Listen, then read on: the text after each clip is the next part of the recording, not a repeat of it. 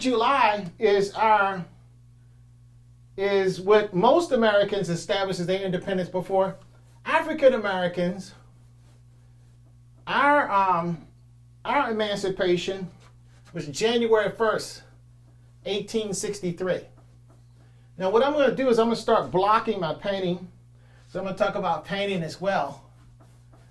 And so what happened was the Confederacy had done kind of like what Trump wants them to do now.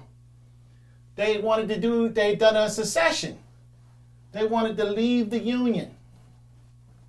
They wanted to leave the United States and have the Confederate States of America. So that was treachery. That was treason.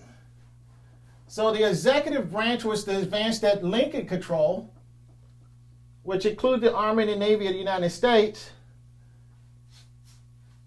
And what Lincoln did as part of his war effort was not just part of the war effort, but it's something that he wanted to do anyway, because Lincoln was an abolitionist.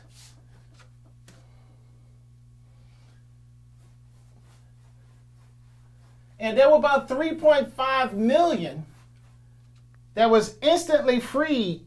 And that's 3.5 million to 4 million that was immediately emancipated, especially in the regions of the Confederacy, especially in those places like Alabama, Tennessee, all those red states. Now, a lot of times we look at red states and we look at blue states. Look at geography. Geography is what teaches you, not the fact if a state is red or a state is blue. It's the people. The people were the ones who said, because slaves were the first black gold. When they talk about black gold, they're not talking about oil. They literally are talking about black gold. That's what they're talking about. And it's very important to understand that that's what Africans were considered. The land was money, was taken from the Native American. And not only was the land money, the land was virgin. It was just forest. And they needed that land cleared off and turned into prime farmland where they could make product. Because unlike the Spanish, the English did not get the gold. The English got tobacco. They discovered that the natives had tobacco. And it was a highly addictive substance. And it was something that the Europeans thought was a luxury. Thought it was a nice thing to have. So all military people, especially when the Union Army came into the southern states, instantly, with the first command that the Union Army had by Lincoln, according to the Emancipation, was to free the African Americans. That was the Emancipation Proclamation, and that was April the 1st. That was January 1st. Of course, by April 1st, that process started in earnest. It was, like I say, anywhere between 3.5 to 4 million African Americans immediately were freed. Now, what happened was the Union Army had to advance into the territory that the southern states who seceded from the Union, they had to advance into those areas in order to back it up. All laws are backed up ultimately by a gun, by the military, by some type of force. All laws are backed up by a guy with a gun. I'm just going to have to be honest about that. So what I'm doing now is I'm blocking out the sky and I'm talking about history at the same time. I'm using my filber brush, a nice broad number 12 brush. But again, That was just the amount that was enslaved in those states. Now, we're not talking about the others in the northern states that were also emancipated immediately. This emancipation did not happen over time. Like I say, the people who owned slaves, they were valuable, so they didn't want to give them up. So even though Lincoln put this proclamation out, basically to destroy the wealthy Southerners, people like Mitch McConnell's family who owned slaves. Yes, Republican Mitch McConnell's family owned a plantation. And it's amazing that their offspring is still dominating basically a racist platform today. And this has already been fully manifested. So Lincoln encouraged the slaves to escape by this proclamation. And then, of course, with a lot of African, we don't understand. See, I live right now in Virginia. And I lived near Richmond, just like 5 or 10 minutes drive from Richmond. And basically, I was born in Richmond. And a lot of people from this area were part of the Union Army, blacks, who had joined the Union Army and had fought, actually, during the Civil War. And what people don't realize, during the American Civil War, there was a lot, millions of blacks. Well, just a few thousand here and there. The first people that crossed into Richmond to take the Union Army, the very first people that do that were African American Union soldiers. As a matter of fact, what they did was they came about to Verona, or actually to the border of Richmond, and they went almost to the foot from the borders of Richmond, and they waited for a white troop from, I think, Massachusetts or Connecticut or somewhere up north to come, so that the white troops, and this is just an honor thing, a military honor thing, so that the black troops would be the first ones to go into the capital of the slave holding states. So the 13th Amendment had to be passed as well by Congress by the 2/3 vote now, and that's very important. You can't just make an executive order for something to stand just from the president. It has to be Congress who makes the law, and then it has to be the Senate who basically votes and decide on the laws. And so you got to understand the Whig Party, which is the slaveholding party, had already receded the Union. So it made it very easy for President, well, it made it easier, and it was never possible before, but it made it easier for Lincoln to be able to get the necessary votes in both the House and the Senate, because all of the people who wanted slavery was gone. They were now in the Confederacy. They were no longer a part. Now Lincoln, when he heard that Richmond was going to fall, he got on the U.S.S. Malvern and headed down the James River towards Richmond. But there were several torpedoes and things in the James River that the Union Army that the Confederate Army had set up to stop the Union Army. So Lincoln basically had to get on a barge, and he brought his son Taddy with him. And William H. Crook is one of the people who witnessed this. He was a Union officer who basically gives us most of our history on exactly how Lincoln felt when he first got contact with a massive amount of African Americans, possibly for the first time.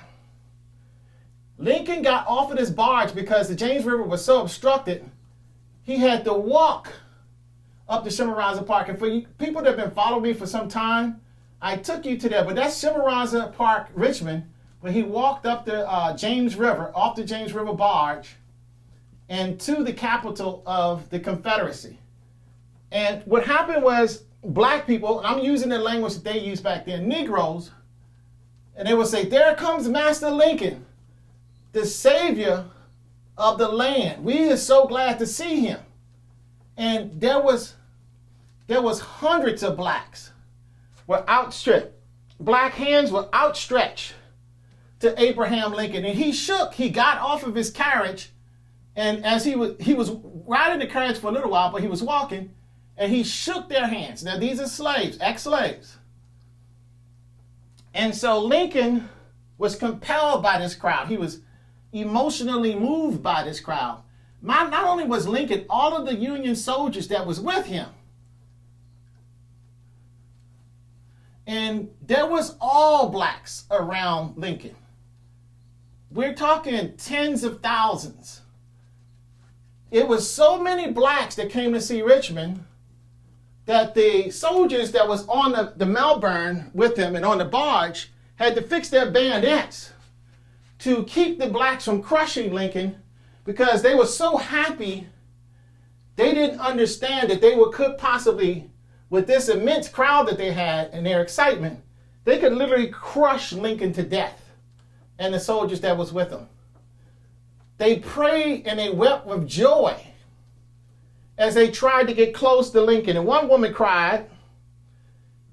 She said, "I know I am free because I've seen Father Abraham and I have felt him." And then other slaves were saying, "Glory to God. Glory to God. Glory, hallelujah." Now this is when actual slaves, recently freed, days after the Confederacy left Richmond, and then Lincoln said, and they went down to his feet and started kissing his feet, literally. And Lincoln said, "No, you should not kiss my feet. The only person you should bow to is God, not me." So Lincoln was a servant. Lincoln really wanted to serve the people. He really was compassionate about freeing these slaves. He was not impartial toward it at all. He was extremely, this is definitely something he wanted to do. It was definitely something that Lincoln wanted to do, because he knew by walking, because he could have waited. He knew by walking there was a good chance that he was going to encounter some slaves. Now, he didn't know how many. And he walked 2 miles amongst the African Americans, 2 miles, shaking hands, they're tipping their hat at him. They're cheering. Matter of fact, the sound was so loud that I'm talking what the African Americans were making. They could barely hear themselves. That's how loud it was. So you can imagine a football field with a massive game going. The fans are cheering. You're talking about a huge crowd. Everywhere you look, they said it was so covered with blacks and African Americans that the ground looked black.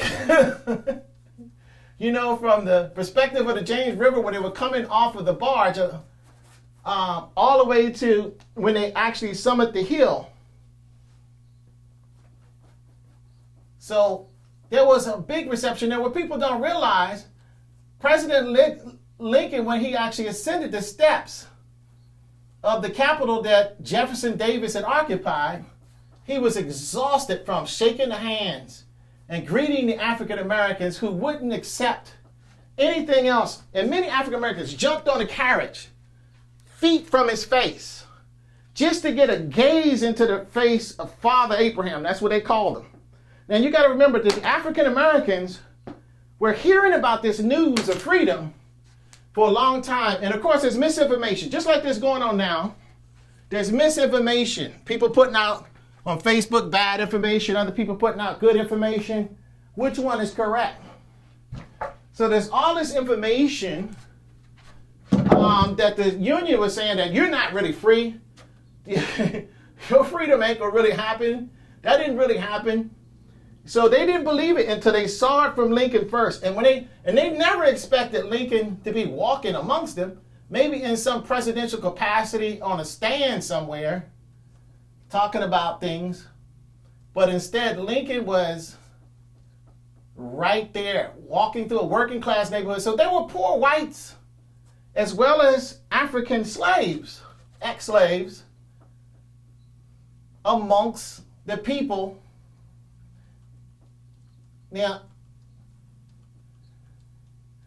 Now, Lincoln visited Castle's Thunder, which was a prison for that the Confederacy had the Union Army. And they were some nasty people, despicable people, just like they are now. They had people cramped into this close quarter, just like they have the immigrants over there, and living in a miserable position. And this was over, I think, around by Libby. And Lincoln visited this place because they heard how oppressed. This was both the white and the black Union president. As a matter of fact, it was only the whites because they didn't take any black prisoners of war. They would kill you right on the spot because African Americans knew they were not going to be taken prisoner as a military person with the Union Army. They knew they had to fight to the death. And again, you didn't have a few African American soldiers. People say, well, did African Americans participate in the Civil War? In a massive amount. History does not tell the correct numbers. But the whole city of Petersburg is a settlement of ex-Union soldiers. If you go there, the city's about 90% African American today. And Richmond is about 68% African American today. And I think General Crook said the streets were alive with Negroes, is what they call them.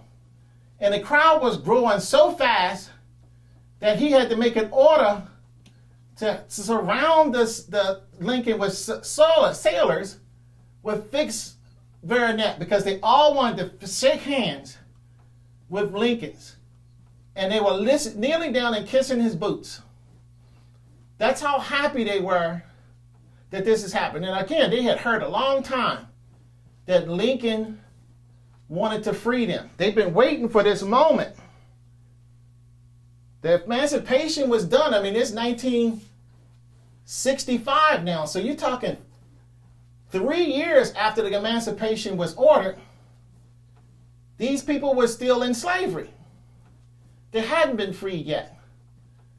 And you did have African soldiers trying to free other African Americans in Richmond. So this is the scene that I'm painting right now because there was a person contemporary to that time that said somebody ought to make a photograph. Of course, it was drawings. It was not photographs because Lincoln went down so fast to do this, it wasn't enough time for photographers to get there. So artists were there and they made drawings of this event. And that's what I'm using as a pattern for this painting. Now, there was a delegation of Southerners. And when I say Southerners, we're talking about ex-Confederates who wanted to keep their property. They had already lost their slaves, but they wanted to keep the territory, their plantations, their stately homes. And so they wanted to discuss with Richmond, with Lincoln, the terms. Are we going to get to keep our properties that our family has built over time, basically on the back of slaves? Or what's going to happen? I mean, you're going to be crude with us? Or you're going to, they wanted to know from Lincoln himself, so he was here. Or you're going to be merciful. And guess what? Lincoln was merciful. Now, the next morning, Lincoln resumed his peace talks with the Richmond to depart Richmond, never to return. And God, remember, after he entered Richmond, Robert E. Lee had surrendered 4 days later. So even though Richmond had fallen, officially the war was over, Robert E. Lee didn't surrender again until absolutely no other option. No other option.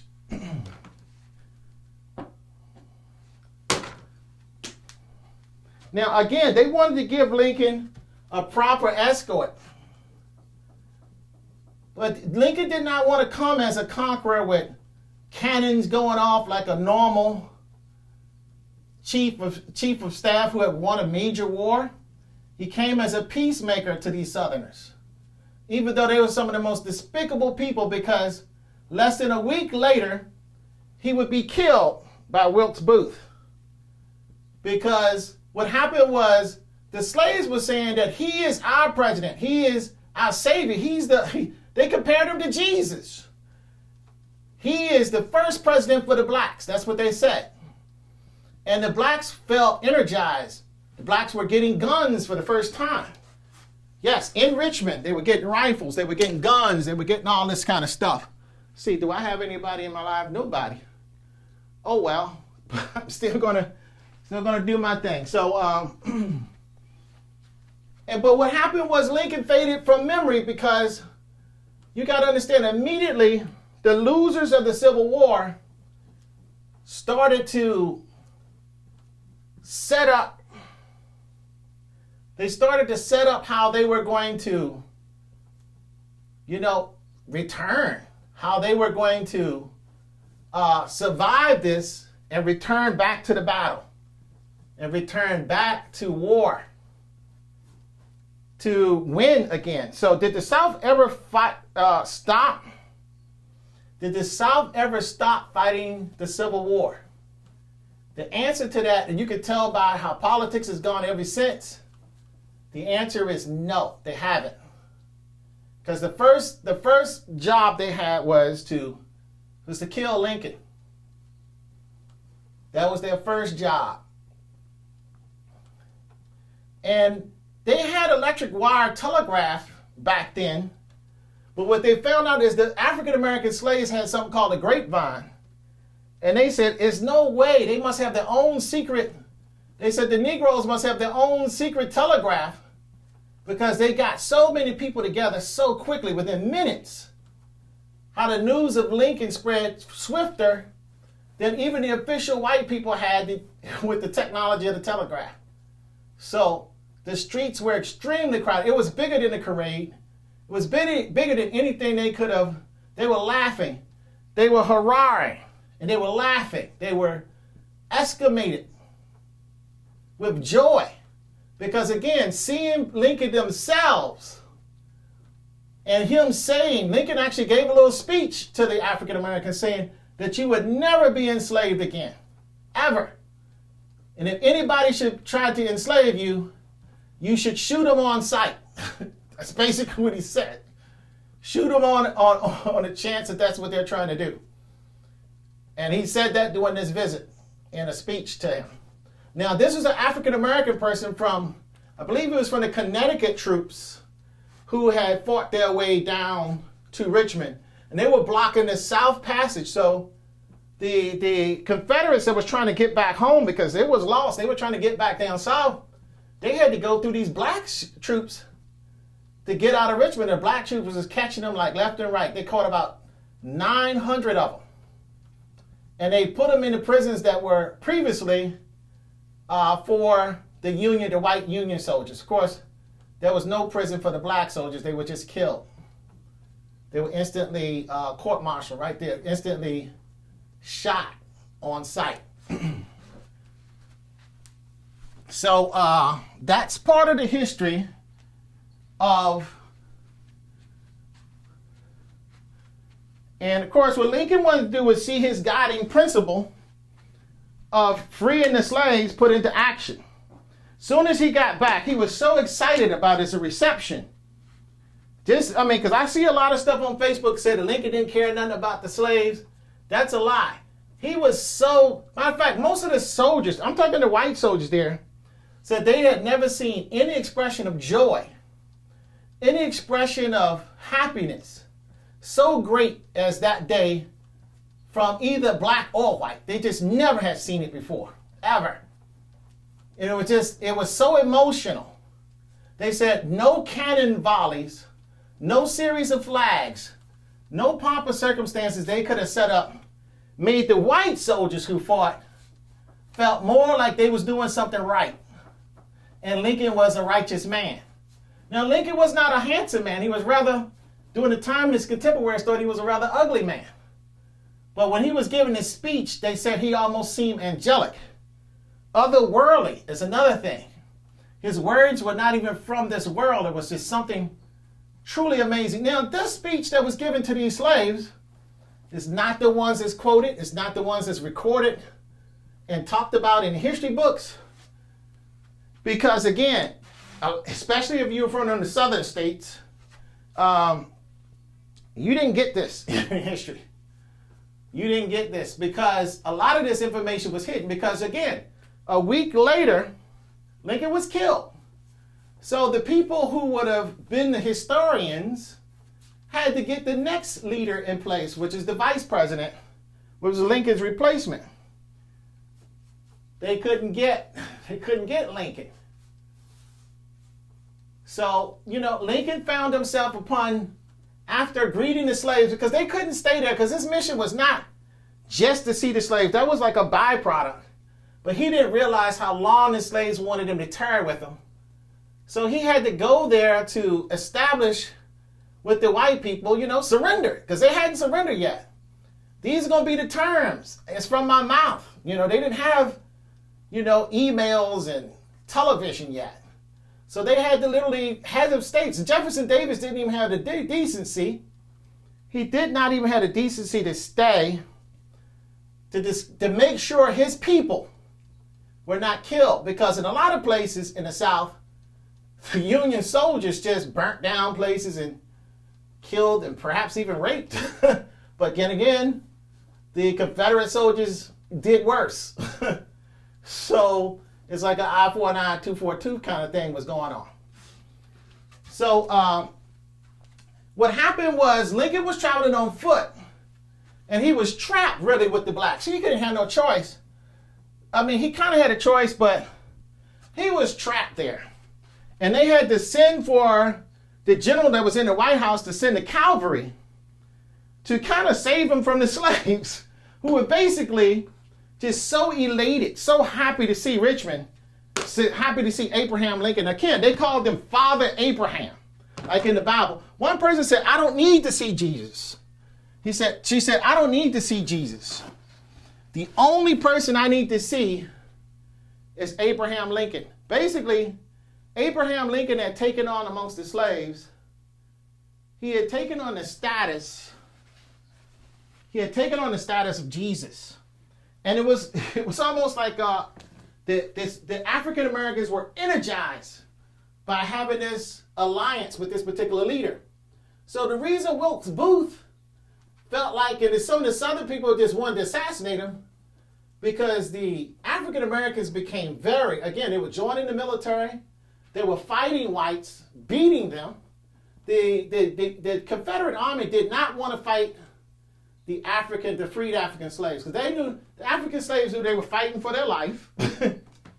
They knew that they were not going to be taken prisoner, and that they were going to die anyway if they lost the battle.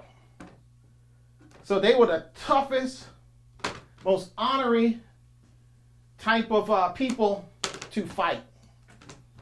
And when the Confederate Army looked over and saw that they were fighting freed Africans or African troops, they became very, very fearful, because they knew that these guys were they were going to fight to the death. They didn't have any choice. And it was because they had created that environment. And of course, what they wanted to do when they got running, they wanted to surrender and live. Most of the people were done. And basically all they had to do was kill about a quarter of your people. But when they were fighting the colored troops, they had to kill all of them, or the colored troops were going to kill all of them. And that's kind of how it was going down between the colored troops. So when you were fighting the white troops, white on white troops in the war, there was a very good chance you would be, only a quarter of your guys get killed and then they'll surrender. But when you knew that you were going up against black troops, you knew that most likely one side or the other was going to be seriously dealing with some stuff.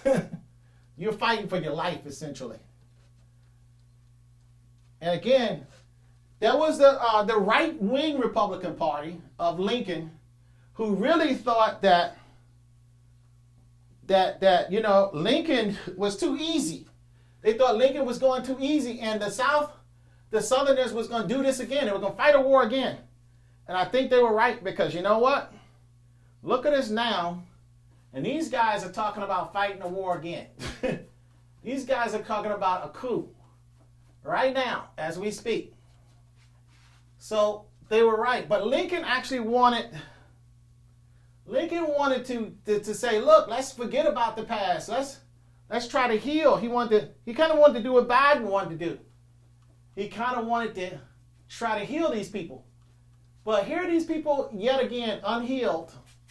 Even though they did get a whole lot of mercy, did it work? No. The bottom line is, it could be that you just can't work with some people. You know, it's got to be this way or that way. So it's got to be war and civil, it's got to be slavery and the suppression of certain people, or it's going to be getting rid of them once and for all. And that was what a group of people that was fueling Lincoln thought. These were white people. These were not black people. There might have been some blacks, but it was mostly white people who thought this way. That, you know, Lincoln is going way too easy on these ex-Confederates. And of course, what happened was Lincoln got assassinated, so some of them were pretty harsh. They did get to put their way through, but a lot of people wanted to stay true to Lincoln's original philosophy on what to deal with them. So there was a bit of ambiguity, and they were a bit perplexed on how they should deal with the ex-Confederates. It's kind of blocked out the sky and some of the architecture up there, just to kind of get that out of the way, you know, just get it going, you know. And so, you know, a lot of people were throwing up hats in this painting. So I'm going to just block out where I want a little hat to be, and then where I want the people to be in this composition. Like I said, I already have some image set up. And what I'm going to do is just get more bolder paint blocks in here to signify more bolder strokes of where these elements are going to live in the painting. Because usually I do see people saying hi like now, so it must be doing good now. Hey, Abraham, what's up? Niba Niang, I think I'm getting that right. AC Slaughter, how you doing? How you doing, brother and sisters? Brothers, how y'all doing? I'm glad y'all watching. I'm painting a painting of African Americans when Abraham Lincoln freed them from slavery, which is not even taught in American history books properly. And some person contemporary to the time said that should have been photographed. Well, Lincoln actually came down to put the Civil War back. As you know, we got a President Donald Trump, and a lot of people are talking about American Civil War and a coup. And this is one of the reasons I'm doing this painting, because it's been going on a long time. And finally, not to say that a coup will happen, but I think those people who were saying that a long time ago during the Civil War, their descendants still have this idea in mind that this could be done. So we're going to see if this happens in the United States. But anyway, I'm making a painting signifying the end of the American Civil War. So basically that's what I'm doing. I'm blocking off my shapes. I think last time when I tried to go live, I didn't go live because when I actually ended the video, I see the post, but I didn't see any people, you know, which is kind of weird. So, you know, I didn't see any video even. So I don't know what's happening. So I got banned from Facebook for months, like 60 days, for almost nothing, for something that happened like 5 or 6 months earlier. And basically all I was doing really won't do anything. I think is when the Trump people took over, NSA basically can see everything Americans do through Facebook. I mean, let's just face it, that's what they can do. And then, of course, when the Obama people went out and the Trump people finally got in there, they started basically suspecting everybody black doing something bad on Facebook or doing something terrible that's going to hurt the country. I mean, this basically turned into a black and white thing going on, unfortunately. I mean, it's not based on black people. I think it's based on some very paranoid people, some of those people associated with Trump, because they're doing some absolutely crazy stuff right now. And so what I'm doing is I'm just getting the shapes. When I do a big painting like this, it's important to block off your main elements in your painting, the elements that you really want to focus off. Because then in my mind as a painter, I can kind of focus on those things. And I'm using a very large filbert brush because I don't want to be really too concerned with too much detail. What I want to do is just quickly, very, very quickly, get this painting blocked off as fast as I can, with my elements. And as you can see now, what I'm doing is I have a person's profile here. I don't know how clear you can see that, but I have a person's profile coming in. And so I'm going to talk about the painting a little bit now. Then later I'm going to talk about some history and concerning. Then now she's holding up a little baby here because this is a free African person. People call us black, but we're African. African slave, a free one. Various tribes of Africa combined into one people called African Americans. So we could be anybody from all the way from the Congo, all the way to Mali, mostly like West Coast, Nigeria and Ghana. But even the East Coast, I was surprised. I took a friend of mine from Kenya up to Washington, D.C. to the African American Museum there. And finally I got there because African Americans have done almost everything to shape this country. And it's ironic because we've done so much, more so than any other group of people, including English European people, who are the predominant people. But other than those people, they couldn't have done nothing without the African Americans. We actually did the physical work. We actually, our hands, literally, African hands created this country, So what I'm doing is I'm getting this freed woman, she's holding her little baby. I'm going to just go ahead and put some little outlines just so you can kind of get an idea that there's a little baby there, okay? And this is Abraham Lincoln here, this figure here. I'll just put some little lines in there and you can kind of see clearly that that's Abraham Lincoln there. And again, I'm painting very, very loose, very, very gesturally. And I already have some light painting in. And I've done some block painting. And now what I'm doing is putting in my broad strokes. These are called broad strokes. This is the way I like to paint. I start in with a very detailed kind of painting of kind of getting everything sort of in there, creating my energy where I want it to be. Then I go in with a big broad stroke kind of painting like this. And some flat painting. Basically, I just put some color up because I want to just kill all of the white as much as I can. Just put a base coat down. Just put a base layer of paint down by which my blends and tones are gonna later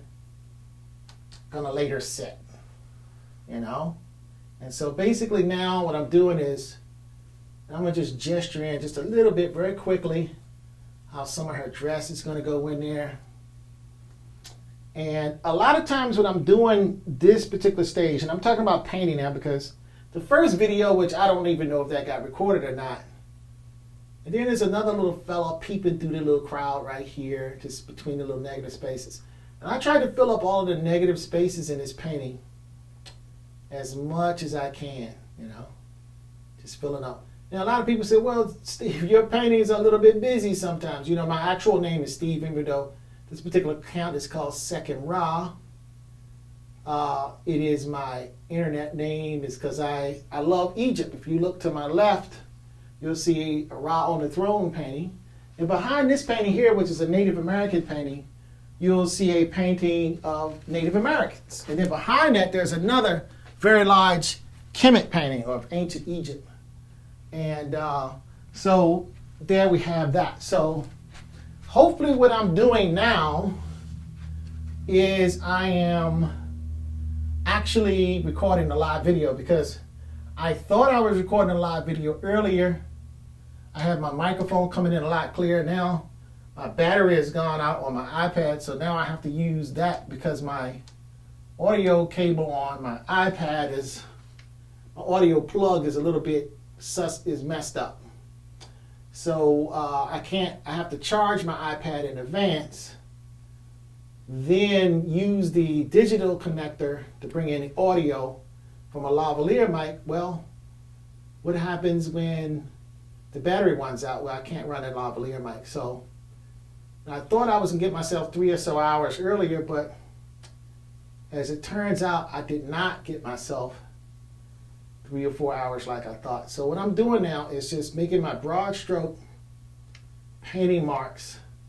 And basically what this does is just establishes everywhere I want to put something major, everything I'm really focusing on, I really want to get it kind of blocked in. This is what I call blocking in. And I'm kind of working sorted lines, but really I'm working in shapes as well with this. I'm working in shapes. So I'm using basically a little bit of raw umber mixed with dioxazine purple, mixed with a little bit of Mars blacks, mixed with ultramarine blue. So basically it's my own version of a kind of a purpley or browny, bluish black. Well, just a version of black that I think is going to harmonize with what I perceive to be the colors that I'm going to add to this painting as I start building up my layers of paint. Now, I paint from the bottom layer out. That's just my technique. I did a painting for a girl that's called Ashun Loves Ra. And you can kind of, if you actually could see her painting in reality, I don't even know she knew what her painting would look like. I work with a patina, and I work with glazing layers, and I have a special technique that the old masters use. I mean, a lot of people today paint acrylic, and I have acrylic paints over there. I mean, I have acrylic paints. I'll pan over, just for sake of the video. I don't know who's watching. I think I got one person watching. You can see I have my golden paints over there. Then behind that I have my gambling paints. You can see my Round the Throne painting. Okay, then over here you can see my Native American painting. There's Tupac and Nipsey in the back. There's Barack Obama, etc., and etc. And that's basically what I have. Now, however, right now I'm establishing this painting. This is my first day on this painting. Again, I have some scumbled in color, but basically I have, a little bit more detail in. I used a very small little brush, and I just wanted a light color. I didn't want anything too overwhelming. But really, I'm looking at the blacks here. I'm looking at the darks. This is what these lines represent here. These lines represent the main shapes, but basically my main shapes as described by the shadows. Okay, my main shapes as described by the shadows. And so what I'm doing is I want to establish where things are going to live on my painting, how it's going to be. And see, right now I got a little person's head here, and she's kind of glinting up, sort of glinting up and linking. And that's all I'm going to put in on her for right now. It's going to hint where the nose and the nostril is going to be a little bit. Just some little simple strokes to kind of get this going. And these are very gestural strokes. So even though these strokes are very slight, they say a lot about the shape. Then I even got, what I wanted a black girl with big hair, really big hair. So I have a big hair black girl here, African American girl, I should say. I don't like to say black. I like to say African American, African heritage, who happens to live in America, African American. So anyway, and I want her hair to just be this long, big, giant afro kind of thing working. Even though she's a slave, I get tired of seeing every slave. They got the little messed up hair, tight to their head and everything. I'm sure that some women was combing their hair out big and everything too. So you don't see that, and I like to have something unique. So guess what? That's what I'm going to do. I want to make my people the way I envision them to be. Now, I did use references from drawings of, this is President Lincoln visiting Richmond. And what he's doing, I'm going to just gesture in sort of his eyes so we can kind of get a basic idea of what he's doing there, okay? And maybe just a little bit of a light thing on his nose. I'm just going to kind of get that going. just to get it started. I don't want to do too much too soon. He had a little beard there, so I'm going to get some of that going too. Let me just get a little mouth. All right, so that's enough. I won't put too much dark down there just yet because I don't even know if I want that area to be dark yet. You know, and I just want to kind of, now some areas that it is real dark, I'm using a filbert brush. This is a number 8.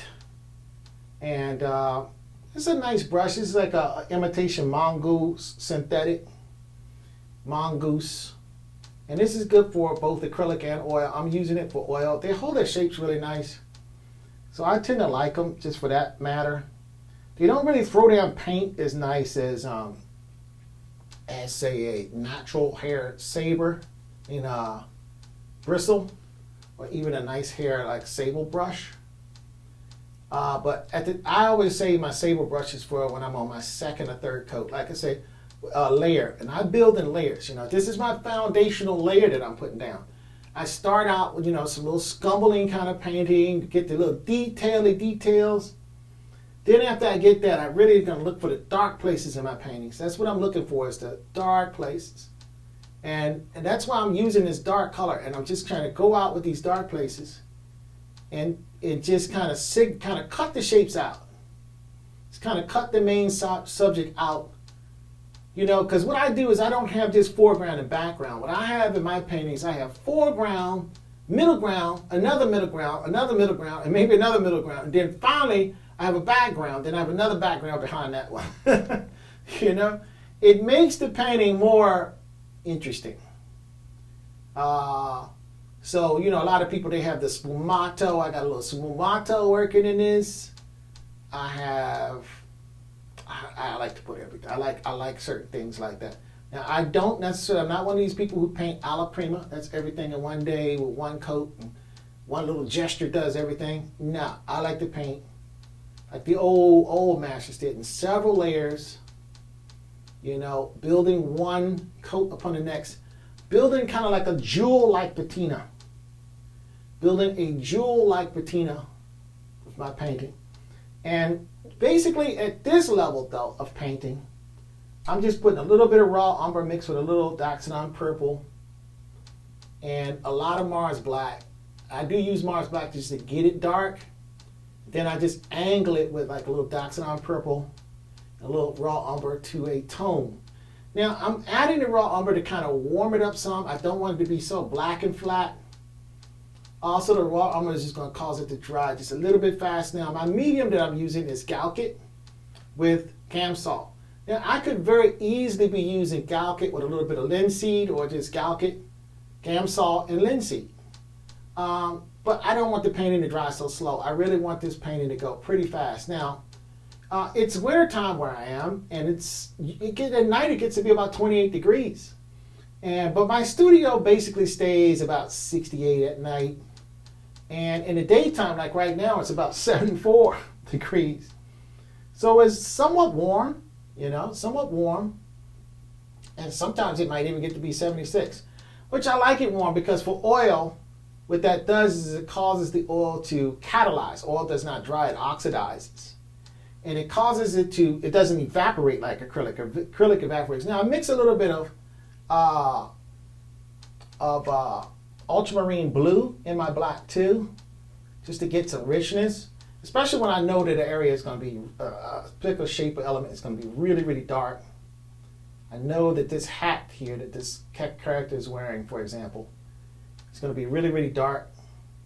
I do want to kind of separate it, however.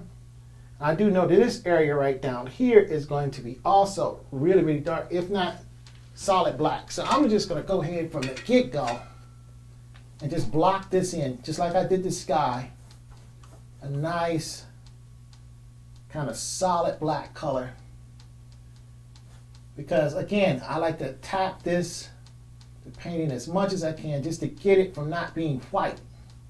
Now some people tone their paintings, but you can see what I've done is a light little kind of watercolor-like brush, like a small, and I kind of do like a watercolor wash to kind of start my painting out. I'm kind of meticulous with that a little bit. So I don't really do that part on canvas because I'm kind of sitting and focusing, because a lot of times I'll wipe stuff up and say, oh no, that's not in the right place, and it get a little fussy. And it's kind of, I mean, not to say this is very exciting that I'm doing now, but that's even less exciting. And so I don't like to bore people with too much of that. I mean, on this, you can see a lot of the color. You can see I hit this painting. I'm already like 1/4 of the way paint all over this canvas, you know, already. So I'm attacking the canvas with tone, attacking the canvas with color. And that's what I want to do at this point. I want to really start isolating these shapes and putting these shapes on in there. Really want to just get these shapes going, you know, as much as I can, you know, and start, you know, saying what's going to be what, when, where, and how, you know, the top of heads, the top of hats, you know, hairlines. I kind of do a little hint of what's going on with some of that. But I don't want to do too much, you know, because I'm looking for the dark areas. And also I can focus now on different elements. As I break this painting up with these lines that I'm making, it enables me to kind of focus on elements that I can later paint almost as individual elements.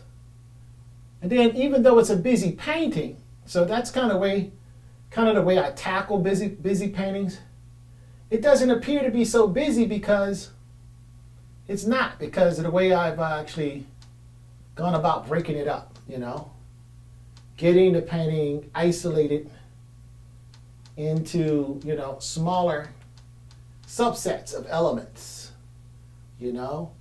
Now, some of the background people in the background, I'm going to kind of keep those people sort of as they are, you know. That's a lot of detail. I'm going to keep those kind of scumbled in.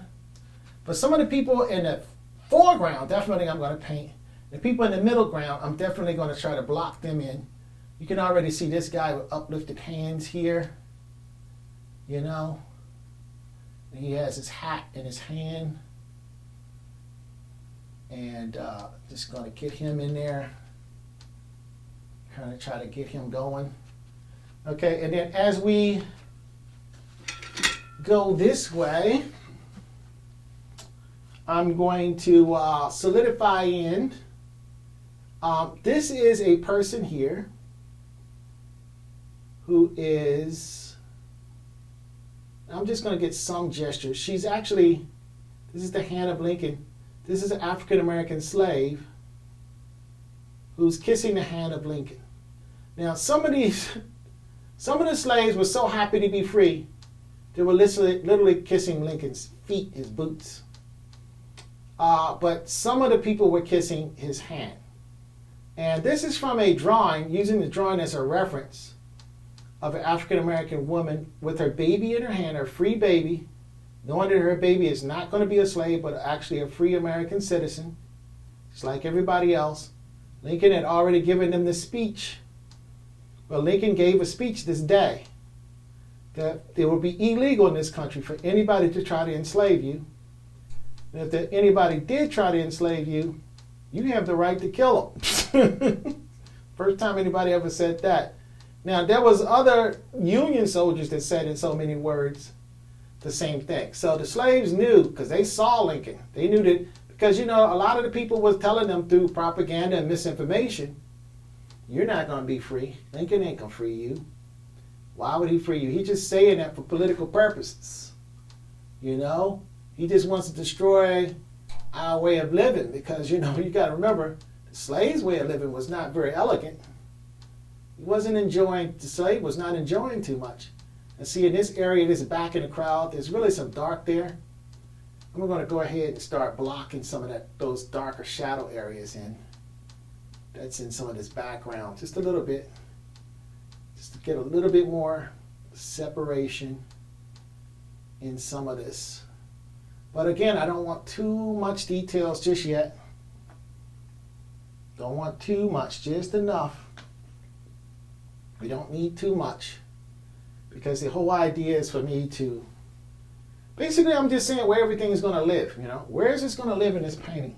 Like where's the bottom of her dress? Well, right here where I'm putting this line, that's where the bottom of her dress is going to go, and then I'm going to have, this is her dress falling down, that's her knee right there, this is the baby's heel, this is the other baby's knee.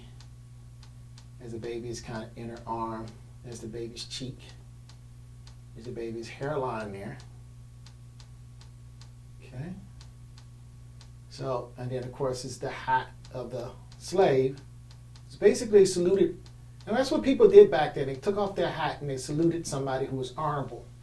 Somebody did a deed that was honorable. They would just, if they would tip their hat, but oftentimes it was really a big gesture, a really big honor, they would take their hat completely off. And it was a super big honor. They would throw the hat into the air. That was basically a thing that people did back in 1865 when this event took place. So this event here is April 4th or April 1st, 1865, when Lincoln came to Richmond. And now some people said he came to Richmond to restore order, to get the, and he did, because the Confederates were leaving. He wanted to make sure that people that was rejoining, because he was trying to get the states to rejoin the Union of States. So it was important for him to be seen as the leader of not just the Union states, which is the northern states, but the Union states, but to also be president and the leader in restoring order. Because the rebel army, or the Confederate army, which basically is the Republicans today, they're the same people, left their constituencies. They left the citizens, the civilian supporters. When the military left and the politicians left, they left these people to fend for their own. And what people don't realize is that the slaves are basically in charge. They were in charge of the city of Richmond. Now, why do I say that? I'm painting with you, in front of you today, from the city of Richmond.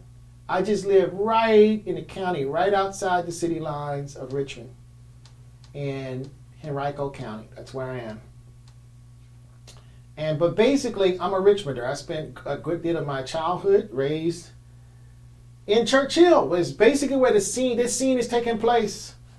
Basically, within walking distance of the James River, where Lincoln walked up right after the Civil War, and where these African Americans greeted Lincoln upon noticing that the president himself had come down to survey, what had become of Richmond, what was going to happen, what would be the future of Richmond. So I'm getting the basically outline of this gentleman here who is saluting Lincoln with his hat.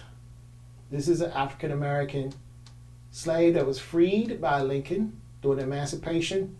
Now the Emancipation actually happened in 1863. So this is a whole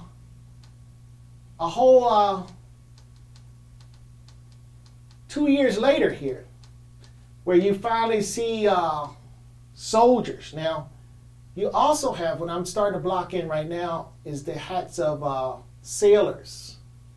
They kind of look like sailors, but I believe they were called Marines at the time. So these were the type of sailors who would come around with weapons. And Lincoln had about 12 of them to help escort him, which is far too little, to the capital of Richmond to meet the, to discuss the terms of surrender with the leader, the president of the Union. However, he cowardly left and ran, and in a very despicable manner, very unhonorable manner, could not even come to grips with his loss, just like somebody else we know today, political. His name is Donald Trump. He can't deal with his loss either. And so he basically left the city in shambles, basically burning anything of value as he left. So pretty much a sore loser. And but Lincoln was risking his life here, coming into, and I believe really Lincoln wanted to see I think he really wanted to free the slaves. I really think that was the main thing he wanted to accomplish politically. Yes, he didn't want the South to secede, but they knew that if Lincoln became president, that there's a very good chance that we ain't gonna have no slaves no more. I think they knew that. So, and slaves again was a lot of money. I mean, trillions of dollars by today's standard. A ton of money is what slaves were. And so nobody wanted to give up their slaves. No one did in the South, because that was the number one. They did a lot of raw good development, cotton, any kind of food product. There was no tractors. The tractors was human people doing some pretty back-breaking work, slave work. So there you have it. So now what I'm going to do is, now I think I have my main elements kind of locked in there kind of nice. This guy has a little beard here. Of course, you can't really see that well because, again, what I'm doing is kind of just gesturally painting this in. I'm not trying to do anything really, really refined at this level, anything super, super detailed. So Lincoln was really trying to kind of what Joe Biden is doing. Trying to rebuild the country, try to build everything back.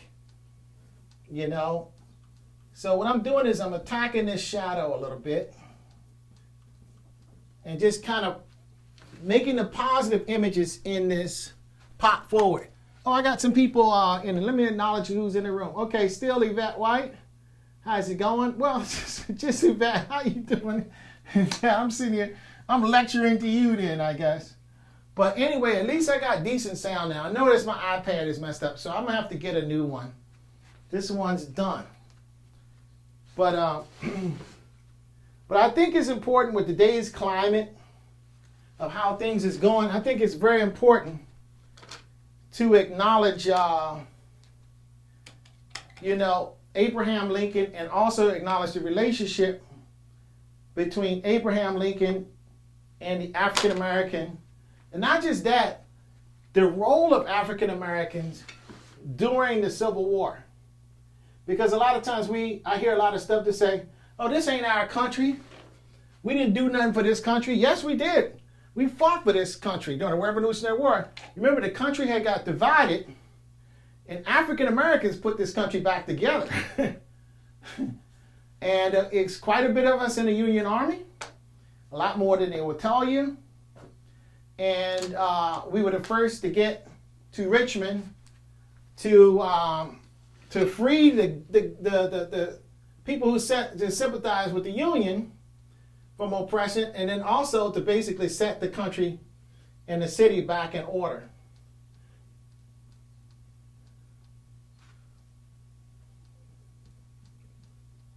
Of course, everybody wanted the war to be brought to a speedy, peaceful conclusion. That was the whole reason why Lincoln was here in the first place, to help create that. Okay, so I'm going to talk about my painting technique, because I think in my last one it was a little choppy, but I talked about, what would you rather me talk about, the history or my painting technique? And of course, I'm assuming that everybody likes painting. But a lot of people don't realize at the time Lincoln visited Richmond, Robert E. Lee had not even negotiated surrender yet.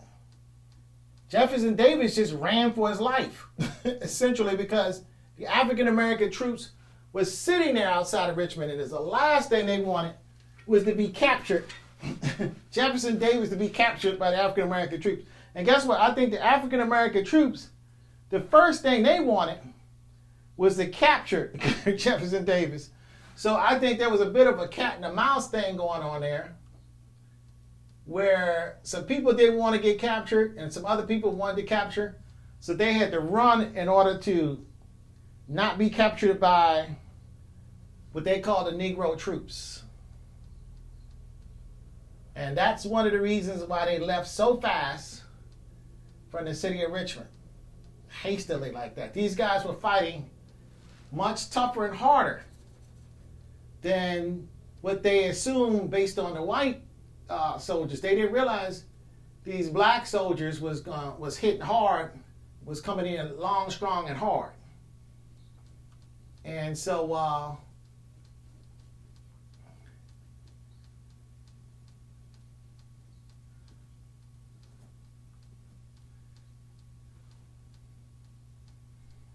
now over time, this event faded from public memory because that's how we got all these statues and whatnot.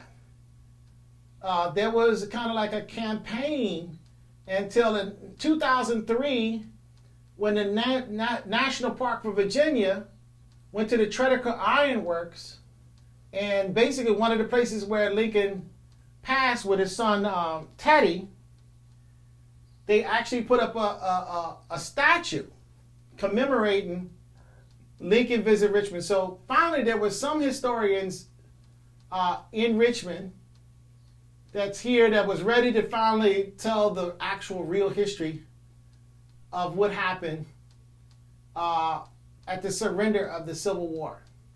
Not the one that a lot of people study in school, but the fact that Lincoln did visit Richmond. Now this is weeks before he was assassinated. And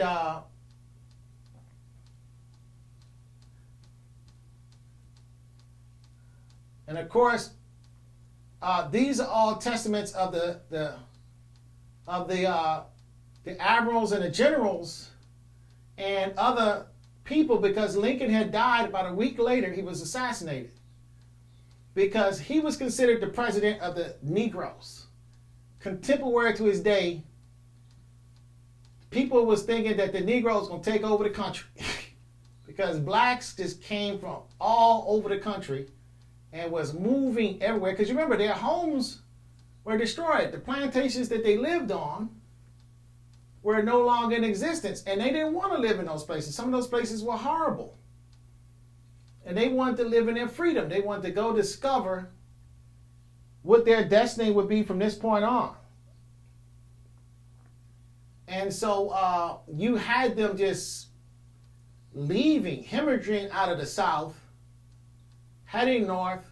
Then you had people, tons. Virginia was one of the first slave states. New York was one of the first or second. These were some of the first slave states, believe it or not. Now, some of the southern states became like Georgia and Alabama became some huge, in South Carolina and North Carolina became larger slave states over time. But, Virginia had a long history, and a lot of what became slavery, the rules of slavery, was kind of hashed out in these two states, so to speak.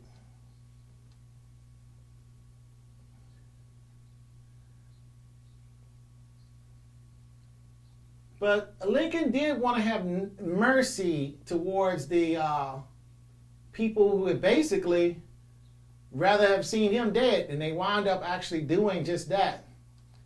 He was really wanting to extend an olive branch to these people to try to put the Union back together. So that was Lincoln's biggest goal.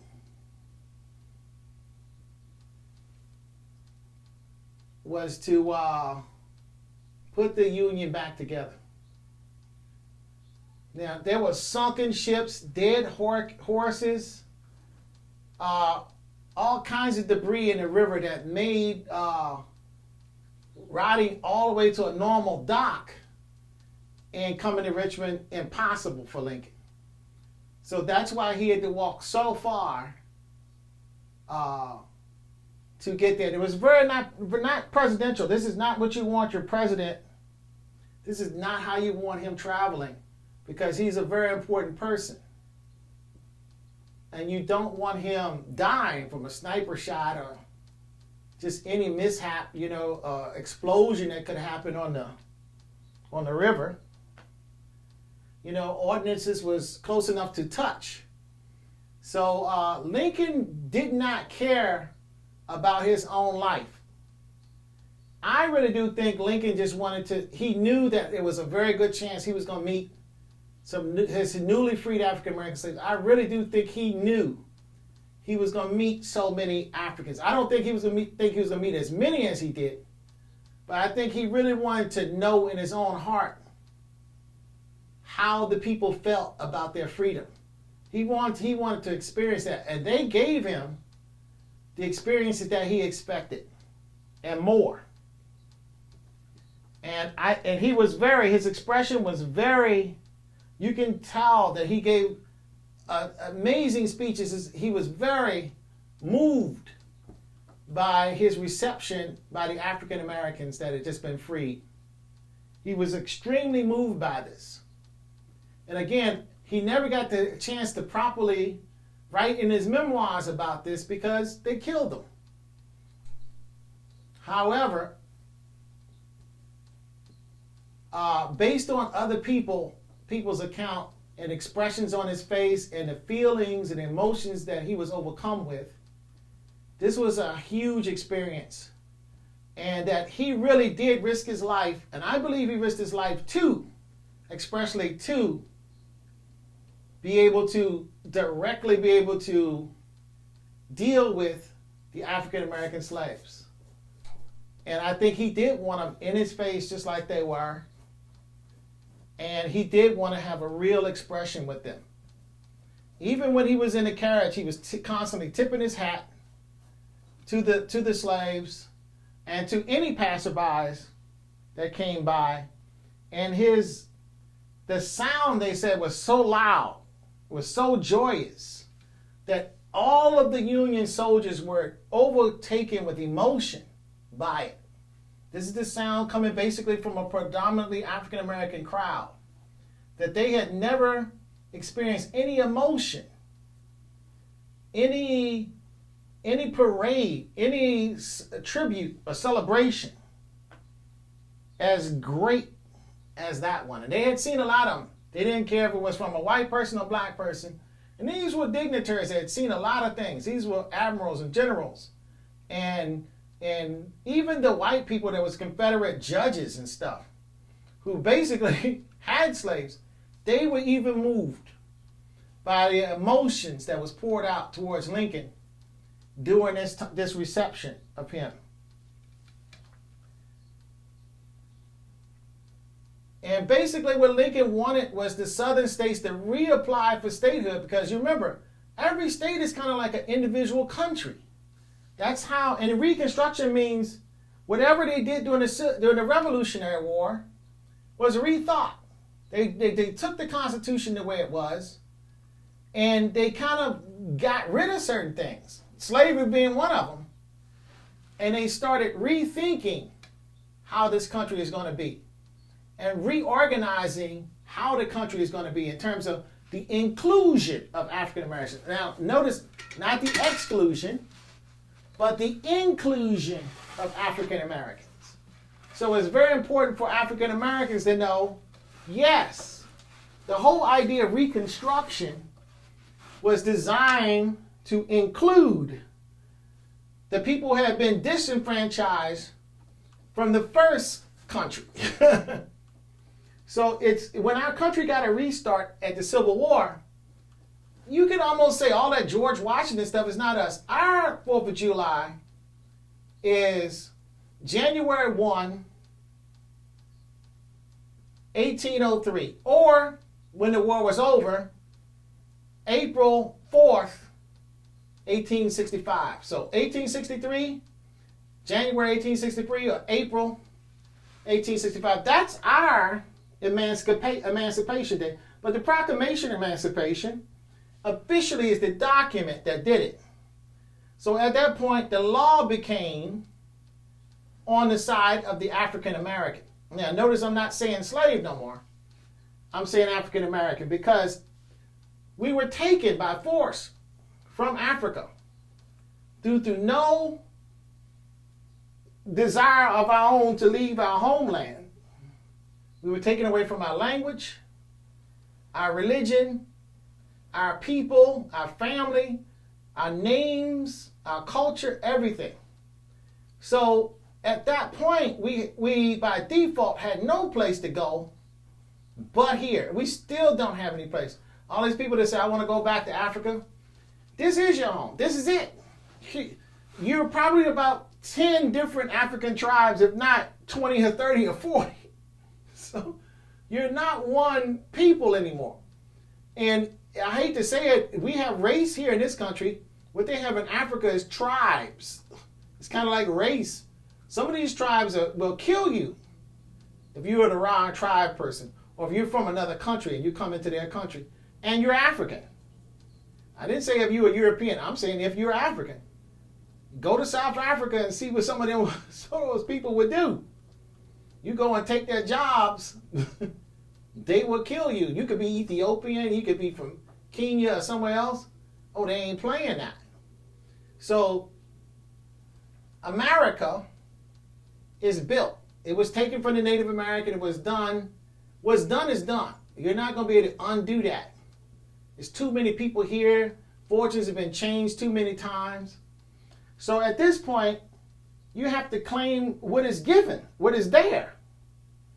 You know, you have to take on some facsimile of reality and say, I can either claim what is according to the law is given for me to take, to earn, to keep what is mine, or I can say, well, I'm going to leave this country and I'm going to go somewhere else where I can build what I want, you know?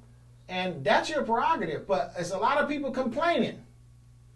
It's complaining going on. But I really do think at some point, as African Americans, what we really going to have to do is we're going to have to claim this country as ours. We're going to have to start embracing our true history, which is hidden from us. We got to say our blood did also die to rebuild this country into a union that it is today. Matter of fact, our vote seemed to change, save democracy. Every time there's democracy, it seemed there's an African American involved, saving it. Not necessarily a European American. They seem like they're the ones destroying it. It seems like every time democracy is saved, it's the African Americans. Every time that a certain order of decency is started, it seems like it's African Americans doing it.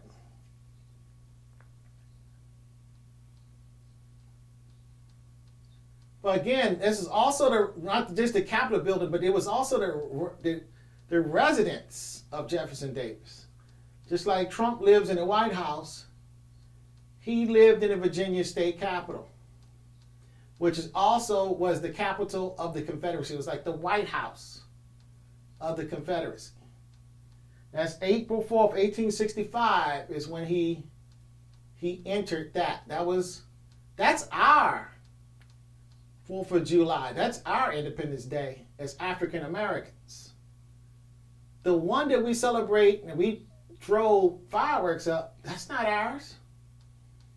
That was the people who fought the Confederate Wars Day, the ones that want to keep you in slavery.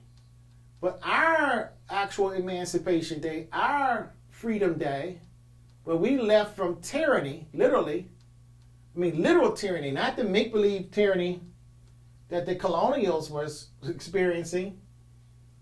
The real tyranny of slavery, that's complete and utter tyranny. We got that from President Lincoln. So our first president did not start with George Washington. He didn't do it for us. It did not start with Thomas Jefferson. They did make some documents for white people, but they didn't really include African Americans in this. They just didn't. And why? I don't know, but they decided it was not important. You know, and it probably was like monetary. You just can make so much money with blacks as slaves. Much more than you can make, you know, with blacks as free people along with the white people.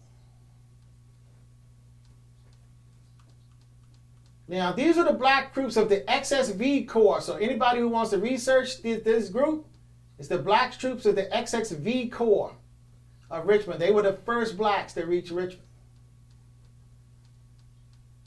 And you can find out how many. And black troops are the U.S.S. That's another group that came in. And this is documented with all of the libraries, all of the the Library of Congress, and all these places. So I'm not just making this stuff up. All of my stuff is based on real, supported history by almost any education institution. The problem is that you only learn about this stuff perhaps in college, maybe if you have a college that tells the truth about African American history, and you got to go to a good one that's willing to do that, or you may learn about this stuff on your own. But what we should do at this point in our country is start learning about this,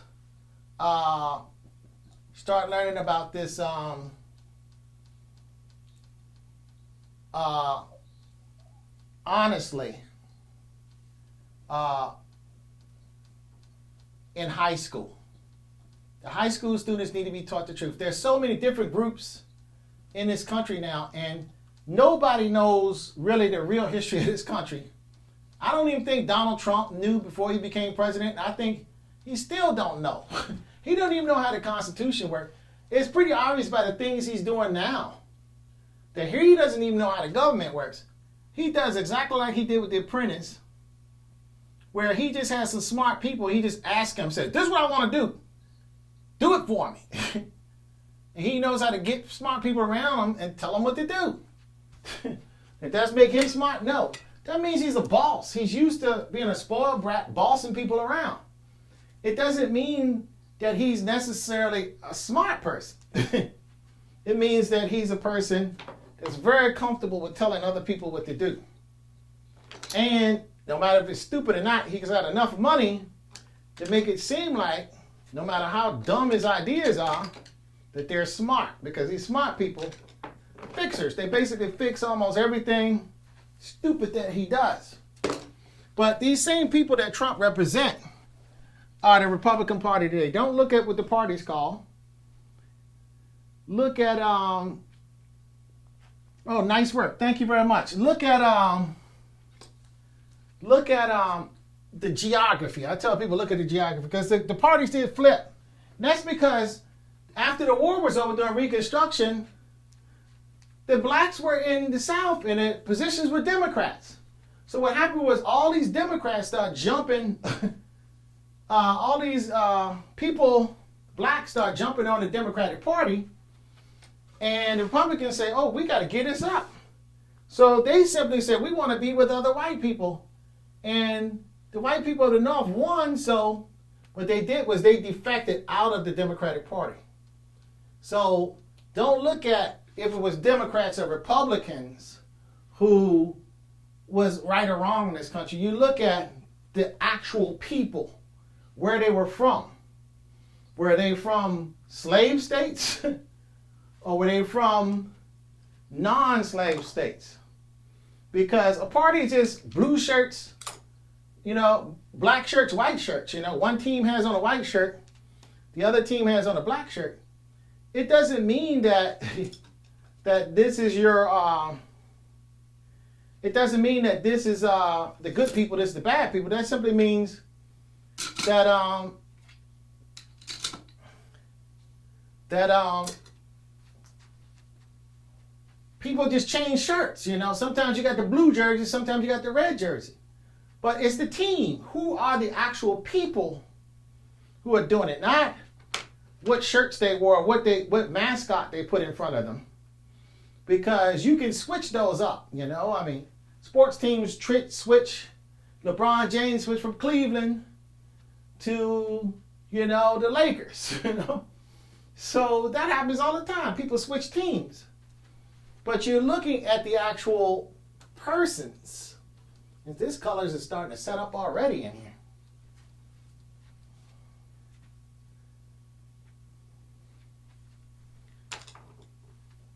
So basically what I'm doing is I'm attacking these areas, the shadows, the negative areas, as much as I can to kind of isolate my shapes and get my shapes kind of established. You know, and you can see where I have I have a person here, little Tatty is there, Lincoln is here, this lady that's gazing up at his face, this lady here that's kissing his hand, this is the Admiral, I believe this is Admiral Porter right here, and these are the guards here, and then these are spectators, this is the more distant middle ground here, then another middle ground, then the background, then the furthest background. So I'm starting to, this is called blocking out the painting, where I'm starting to organize the painting and trying to get the painting into some type of structure where I can, you know, now I'm basically start attacking this painting as elements. One element is Lincoln, one is little Tatty, one is this African lady, American lady holding her baby, a free baby to Lincoln. This African American baby with a baby, lady with a baby kissing Lincoln's hand. This African American saluting Lincoln with his hat as Lincoln passes. Now I'm sure Lincoln raised his hand out to her to shake her hand as he was doing as he's on the way to the Capitol building, which is here in the background. But she wound up kissing it. This is actually references pictures that you can Google. You can just Google Lincoln visits Richmond. You can find a lot of this information just that easy there. So, you know, and I can confirm with you by looking at some of this that I'm not just making up what I'm saying. This is real information here.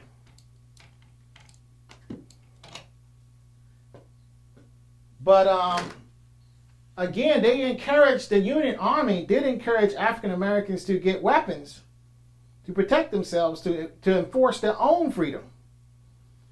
A lot of people didn't know that as well. That because there was a time of lawlessness here, and there was some Confederates that were very not happy about losing the war, and they hated the fact that their cities were burning, and they were so miserable. You know, they were very broken and poor towards the end. And it seemed like the people who were ultimately winning, that got everything, was the African Americans who had nothing. And now these people seem to be better off than even their masters. Like in some cases, like the masters had to get the slaves, you know, the Union soldiers. They had already become Union soldiers. They were already walking around triumphantly with the winners. And they had to vouch for them and say, was I a good master?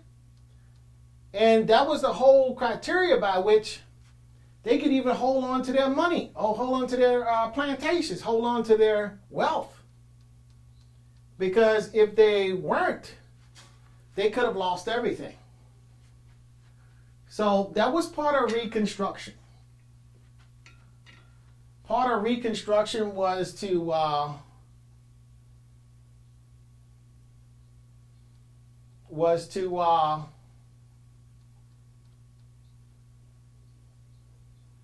what I'm doing is I'm throwing some dashes of color in here and there out of some of this black. I don't know if you can see it from there. Just to kind of as a hint as to what I'm going to do, because I got a lot done so far in terms of I reduced some of this kind of wash kind of painting, my underpaint that I usually do when it's mostly white, and basically throw down some color. And some of this color, man, that's dry already. And my studio was fairly warm, so some things are going to dry. Things are drying pretty fast. And I'm using Rockett. And what happens is this is the first layer with white. So this is a very absorbent layer. This acrylic really sucks in that oil.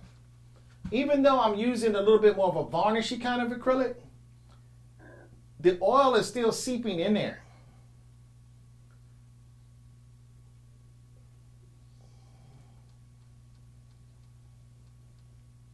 Of course, with the president was feeling better that he escaped from Washington and was out in the sun. He was moving about. But it was extremely dangerous for him to go down there to Richmond. I mean, he didn't want to do it at first because of how dangerous it was. He knew it was dangerous. But like I say, it was advantageous for him to hurry up while these people had freshly lost, was losing, to get them not to start a different country, still hold out, but to rejoin into the Union, to get the country back together. So that was something that he really, really wanted to do. So that was the other part, not just seeing the African Americans that was free, but the other part of what he really wanted to do was to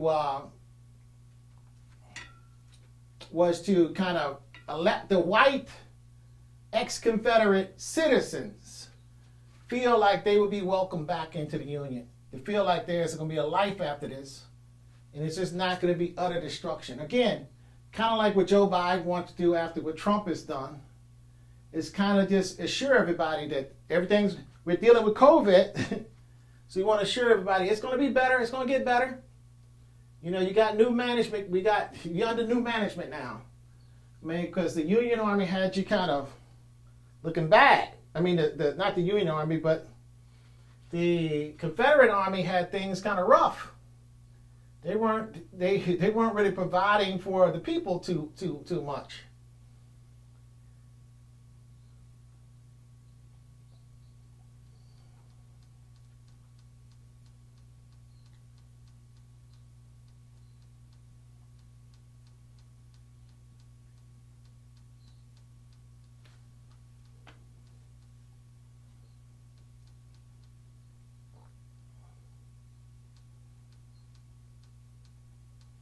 And what Lincoln did before he even got off the boat, he had his admiral to volley a bunch of shots to commence firing before he left, just to let the Confederates know, because he knew they were running, they were fleeing. But he fired in the direction of the fort. And they weren't trying to take any particular aim, but they just wanted to fire rapidly to let the Confederates know we're on the way. This whole thing gonna change real soon. We're coming. And it was very effective, because what the Confederates started doing was blowing up their ironclads after that, because they knew that these guys are close and they didn't want them to get those ironclads. And those ironclads are full of gunpowder and cannonballs and all kinds of explosions.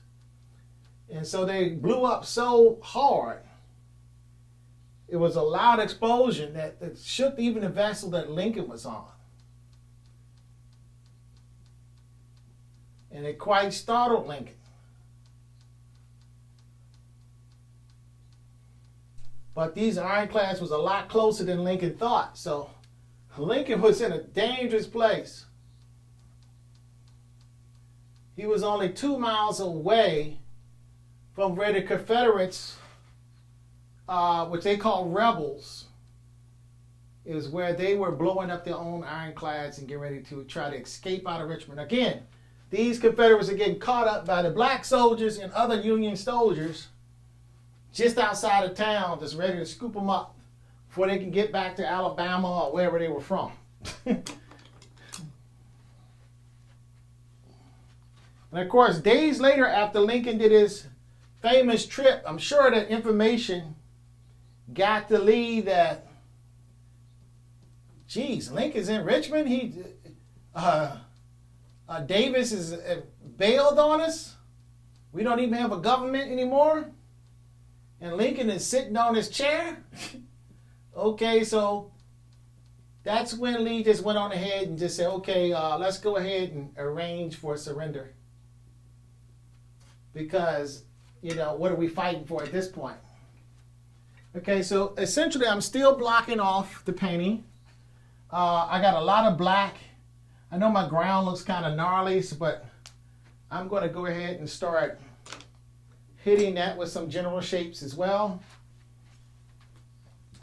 And I'm getting the ground and the sky.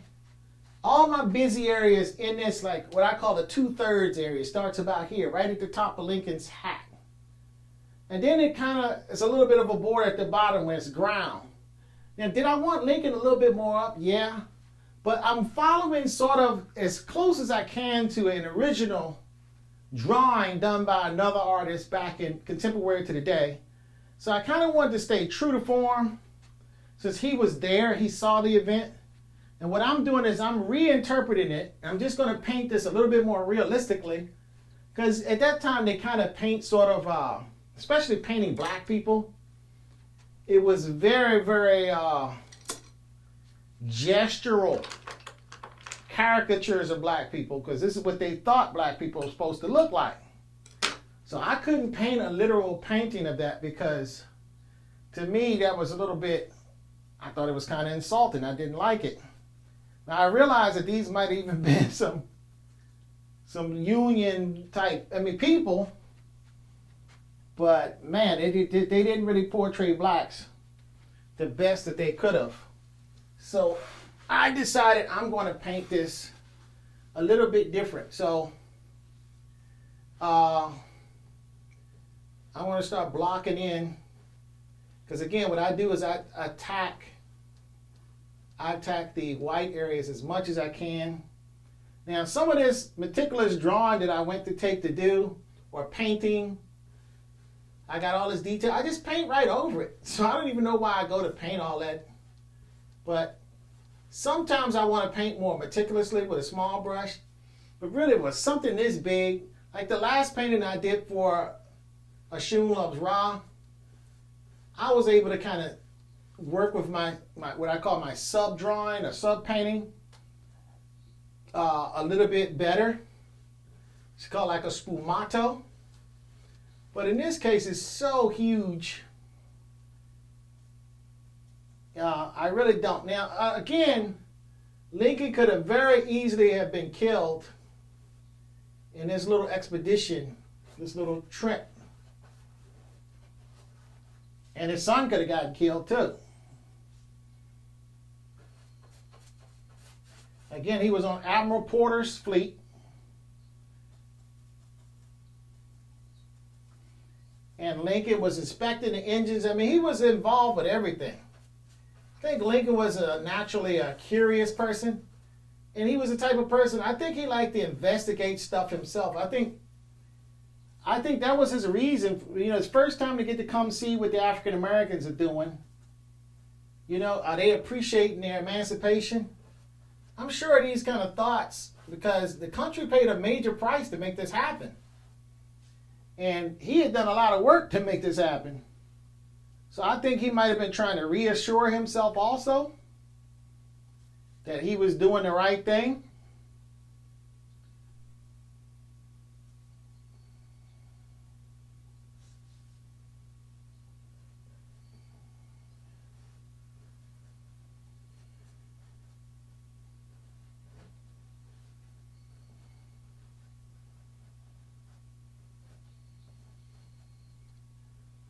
And I'm just going in with some very, very quick brush strokes. Very, very loose. A lot of energy in them. Because sometimes in my painting, I use these brush strokes. Because sometimes the energy in the brush strokes is very good. Sometimes it isn't. I wind up painting over it. But it's all about discovery,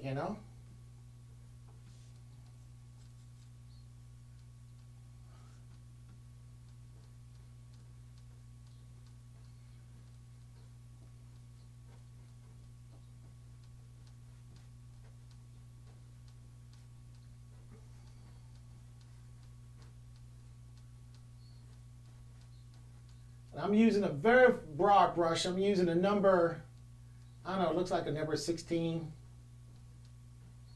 flat brush. And at this state, when I'm blocking out, I use a flat brush or a filbert brush quite a bit. Because these are large little blocks of color. And all I'm doing is really, again, I'm attacking the white areas of the canvas. And I'm filling the whites with color. Filling the whites with some type of attitude, some tone. You know, how is the light working with the element? You know? And I'm basically just squinting my eye a lot. If you was able to look at me up close painting this, you'll see me squint my eye quite a bit because I'm looking at, I only want to see the values. I only want to see the light and the dark, the light, the dark. Really don't want to see a whole lot of details. I just want to see light, dark, light, dark. But one of the things that held the Malvern, which is the ship that took Lincoln down the James River, was just so much debris, and that had to be, they just couldn't do that with Lincoln on board. It was just way too dangerous. And they would have lost lives and vessels if they tried to. So Lincoln had to kind of chill on board as they kind of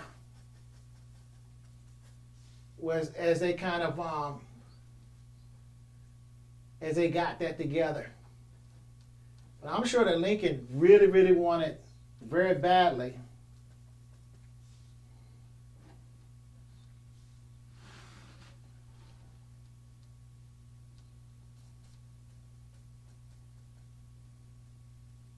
Now, President was on the board of the River Queen. It basically took him from D.C., I guess the Appomattox, or Potomac, down to the James River. Then from there, he got on the Malvern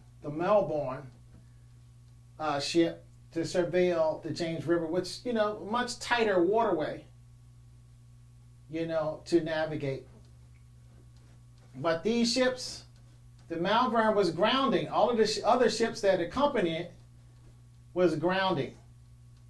So Lincoln didn't want to be delayed, and they didn't want to delay Lincoln because, you know, Jefferson Davis had just abandoned the building. And there was documents that probably need to be found, and just they had to just establish this for Lincoln. They had to establish how the citizens that lived, you know, the constituency for some of the constituency for the South was still there, wondering what's going on because they had been abandoned by Jefferson Davis. So they was ready for some leadership. So don't let your ignorance be somebody else's problem. In other words, if the policeman stopped me and say, Mr. Foreman, you're speeding going down the road, and as a precaution to your fellow citizens, I'm going to just give you a warning, but can you slow it down? You're taking away my freedom. You see how that don't make any sense? I should be able to speed all I want to because I love it. I've always sped down this road. I don't care if I'm endangering other people. I got the right as an American to speed. And you do. The speed limit is a law, though, that other Americans said, this don't just protect one person, this protects all of us. If we give this person a penalty, and if somebody would do a curfew, that's the law, because it's just like speeding. You don't go 100 miles an hour down the road just because you can. A law has been made that says, look, it protects people if this person stays underneath this speed limit. So you can't just go down the street as fast as you want to go. You can't. Well, we got a guy called a policeman, and he's going to stop you. He's going to say, you're speeding, I'm going to give you a fine. I have the evidence that you've done this. Because the citizens in this area decided They'd rather have a safe road and have some of their rights to speed taken away, go as fast as they want taken away, so they can get back and forward safely from one destination. Because not everybody might have the capabilities you have. They might not be as young as you. Their immune system might not be as strong. They might be already battling with cancer or something like that. And then here you come along very irresponsibly and very selfishly. You don't want to give up any of your freedoms. And you just go ahead and just kill this person's immune system. I mean, you just simply go in and just, jack them up, man. You just spread that little thing on them. And the next thing you know, this person comes down with this thing really, really quickly. And the virus just racks their body up. See, and they're not Rudy Giuliani.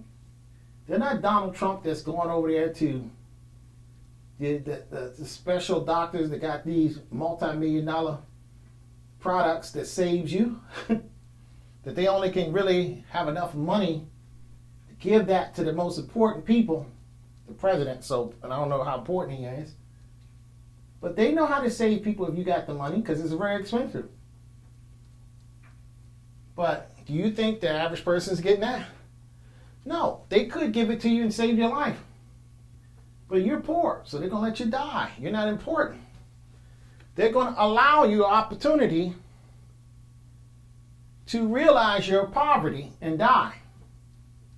I mean, I hate to say it like that, but you ain't got nothing but your life, so you can't pay for that. That's poverty, and you die. There ain't no other way to look at that. Okay, so you can say whatever you want to say. That's what it boils down to. Because you can see that these dudes are 76 and 74, 75, and they're pulling through like a champ. But you can see other people that's not that age, but they should pull through, but they just sit them in a room and basically put some oxygen on them. If they don't recover on their own, so be it. That's just, I'm sorry, we're not going to, but if it's a staff member, like a doctor, they're going to pull up all the stops for that person. Because why? Well, that's Dr. So-and-so, and we love him. And we're going to spend the money because he knows that we have the stuff that can save him. But this person over here, they don't know that. They think you're doing everything, and the family members think you're doing everything you can to protect them. No, they got the stuff in the other room. They didn't even suggest it to y'all. Because they're going to say, well, y'all should have. And they're not trying to be diabolical or nothing. It's just that your medical coverage don't cover that. You know, it just don't. So you're going to have to lose, unfortunately. You're going to have to lose. And when you lose with COVID, you lose your life. You don't lose some money and get another chance, to come back from poverty. It's basically over with. You're dead. Game over, man. So I think it's stupid to argue the COVID thing. And the vaccine thing, it might be a whole different thing. I think the best thing to do with the vaccine is just wait and see. Wait and see what happens. To other people that's on a trial and error, they may be in a position where their jobs, they have to because they need to keep their livelihood going. And they really want to keep this, that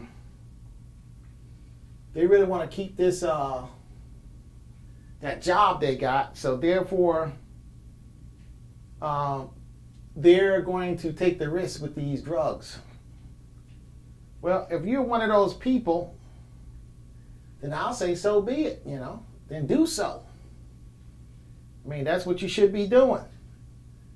But if you're at a high risk, or if you know that you got cancer already and you need to get this vaccine, and you don't mind risking any unknown side effects and be a guinea pig, then by all means, go ahead and do what you think is best. However, I say you don't have to risk nothing. Wait for everybody else to take this thing. And I'm going to say by the time we get a couple million people take it and there's no apparent side effects yet, I think then and only then are we safe enough to go ahead and just start grabbing into that thing, you know? That's just what I think there on that. I think we can start going in on it.